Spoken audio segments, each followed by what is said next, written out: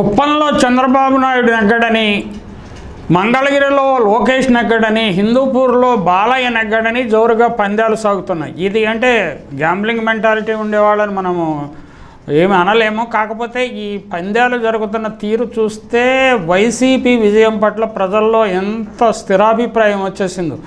రాయలసీమలో గతంలో గెలుచుకున్న 3 సీట్లలో కనీసం 2 సీట్లు గల్లంతవుతాయన్నది ప్రజాభిప్రాయం. అందువల్లనే బెట్టింగ్ కూడా జరుగుతున్నది. అది ఏది ఏమైనా పరిస్థితులు రాష్ట్ర వ్యాప్తంగా పరిస్థితులు వైసీపీకి అనుకూలంగా ఉండటంతో ముఖ్యమైన ప్రతిష్టాత్మకమైన నియోజకవర్గాల్లో సైతం వైసీపీ రాజకీయాల్లో ఆరితేరిన వారిని కూడా కుప్పకూలుస్తుందని ప్రజలు విశ్వసిస్తున్నారు.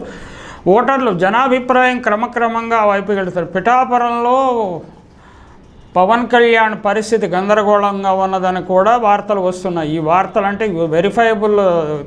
వెరిఫై చేసుకోవాల్సి ఉంటుంది. Vanga Geetha is a formidable opponent Pawan Kalyan. గతంలో భీమవరంలోనూ లేకపోతే గాజువాకలో ఎదురైన ప్రత్యర్థుల కంటే వంగా గీత గారు చాలా బలమైన ప్రత్యర్థిమని మాత్రం ఎవరైనా అంగీకరించాలి. అక్కడ ఏదో 91% కాపు, 91,000 మంది కాపు ఓటర్లు ఉండటం వల్ల తనకు అనుకూల అంశమని పవన్ కళ్యాణ్ అక్కడికి వెళ్ళారు. కానీ అక్కడ పరిస్థితి కూడా ఆయనకి సానుకూలంగా ఉన్నట్లేదు. ఇదిలా ఉండగా నారా లోకేష్ గెలుపుపై కమ్ముకున్న నీలి నీడలంటూ వార్తలు హల్చల్ చేస్తున్నాయి. రాష్ట్రంలో ఎంతో ప్రతిష్టాత్మకంగా జరగబోతున్న ఎన్నికలలోనూ అందులోనూ రాష్ట్రం మొత్తం ఎంతో ఆసక్తిగా ఎదురు చూస్తున్న మంగళగిరి టీడీపీ అభ్యర్థి నారా లోకేష్ గెలుపుపై నీడి నీళ్ళు కమ్ముకుంటున్నాయి. నామినేషన్లో అభ్యర్థి లేకపోవడం, నామినేషన్ల రోజున కనీసం చెప్పుకునే స్థాయిలో జనాదరణ లేకపోవడంతో మంగళగిరిలో సైకిల్ ఎదురుగాలి వేస్తుందని చెప్పుకోవాలి. తన గెలుపుపై ధీమా లేకనే నారా లోకేష్ నామినేషన్లకు దూరంగా ఉండి స్థానిక కేడర్ ద్వారా తన నామినేషన్ రిటర్నింగ్ ఆఫీసర్కి సమర్పించారు. ఇదిలా ఉండగా వైసీపీ అభ్యర్థి, లేడీ అభ్యర్థి నామినేషన్ల పర్వం చాలా కోలాహలంగా జరిగింది. ఆ కోలాహలంగా జరగటంలో సీనియర్ నాయకులు అందరూ పాల్గొన్నారు. అని ప్రత్యేక ఆకర్షణగా అక్కడ మాజీ ఎమ్మెల్యే ఆర్కే రామకృష్ణ, రాళ్ళ రామకృష్ణారెడ్డి చురుకుగా పాల్గొన్నారు. ఆయన కండువా తిప్పుతూ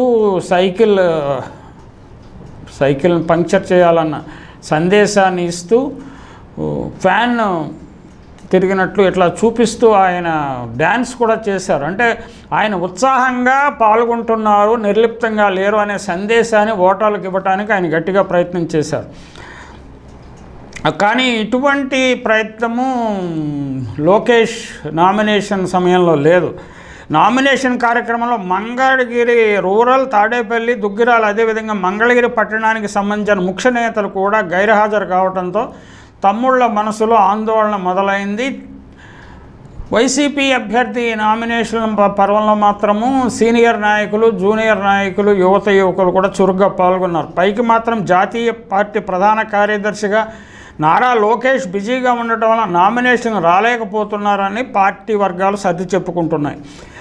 జాతి ప్రధాని నరేంద్ర మోడీని వారణాసిలో నామినేషన్ వెళుతుంటే జాతీయ హోదా లేని ఒక రాష్ట్ర పార్టీ ప్రధాన కార్యదర్శి తన నామినేషన్కి వెళ్ళలేనంత బిజీగా ఉండటం ఏమిటంటే పలువురు ప్రశ్నిస్తున్నారు. జరుగుతున్న పరిణామాలను చూస్తుంటే మంగళగిరిలో ముచ్చటగా 3వసారి వైసీపీ జెండా ఎగరనున్నది అంటూ వైసీపీ వర్గాలు పండుగ చేసుకుంటున్నాయి. ఏదేమైనా ఎన్నికల ఫలితాలు జూన్ 4 వచ్చే వరకు ఏదైనా చెప్పటం తొందరపాటే అవుతుంది. అలాగే ఎన్నికల పోలింగ్ సరళి మే 13న చూసినప్పుడు కొంతమేరకు మనకు అంచనా వస్తుంది.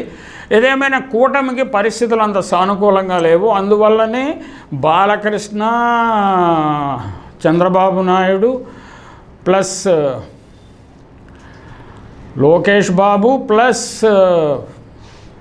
పురంధేశ్వరి ప్లస్ పవన్ కళ్యాణ్ కొంచెం జాగ్రత్తగా తమ పావులు కదుపుకోవటం మంచిది.